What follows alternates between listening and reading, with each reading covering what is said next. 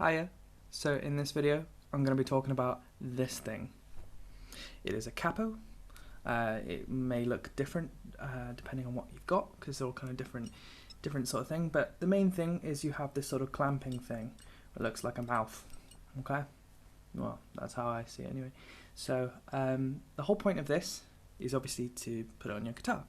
So I'm going to show you how to do that. It's quite a simple process. So what you do is you squeeze it, make sure it is wide enough so obviously it can go over the guitar, and you normally want to do it this way, going down. You want to make sure that you're covering all the strings and it goes all the way, and if it comes over the other side, then it's better that way than it not being enough. Okay, so you want it to go all the way over, and just to kind of lightly just loosen your grip until it rests on there on its own. And obviously what that does is it's the same sort of thing as if you were to put your whole finger on this. So instead of you going now,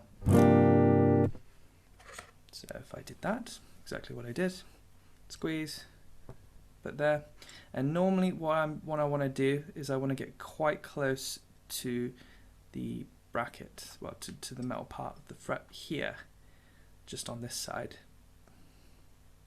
Okay, everyone's different though, so that's how I like to do it. And one way to test whether this has worked is to make sure that all the strings are coming through, because there might be a time where you're rushing if you're doing a gig, or if you're playing and you're like, you know,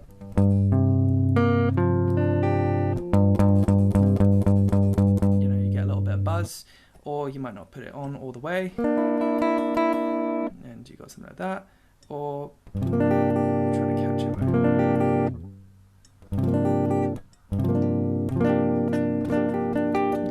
You miss it and you go right on that. So you want it to be very clear sounding, and what you do is you just voice every string, just pick it every string. And sometimes we get an issue with tuning once we put this on, because if you think about it, you're putting this whole like metal thing on it, the tuning does get a little bit affected by it.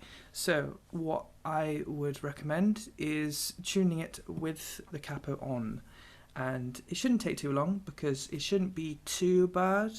Depending on the guitar, it should be okay.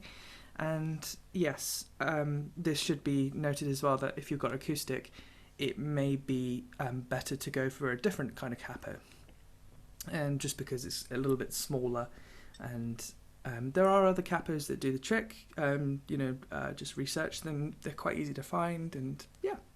Anyway, and this being said, you can do it that way. There's nothing wrong with that, but normally you do it this way just because it's easy to get to, just kind of putting it through. So once you're doing that, obviously you've got to think that this is now like it's open, because you're not playing anything. So if you played an E minor, for example, the one that's like that, if you did it like this, so this one's open, so 1, 2. So you have a little out of tune there. I'm a little out of tune there.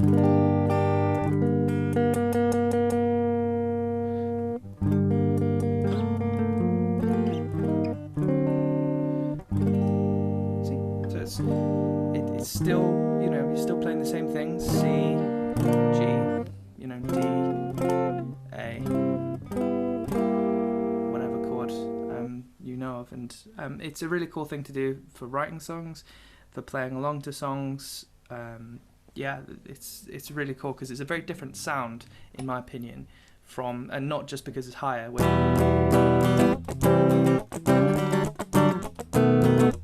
And then playing with the capo, again, it's higher, but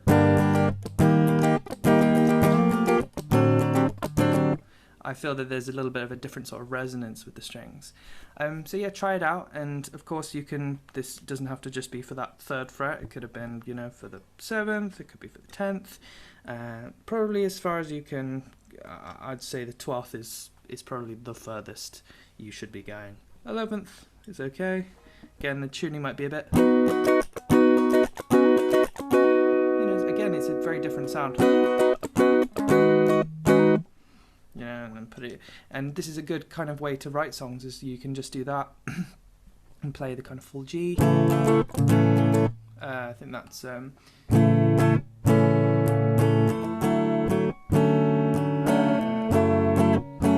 Arthur. So you won't let go.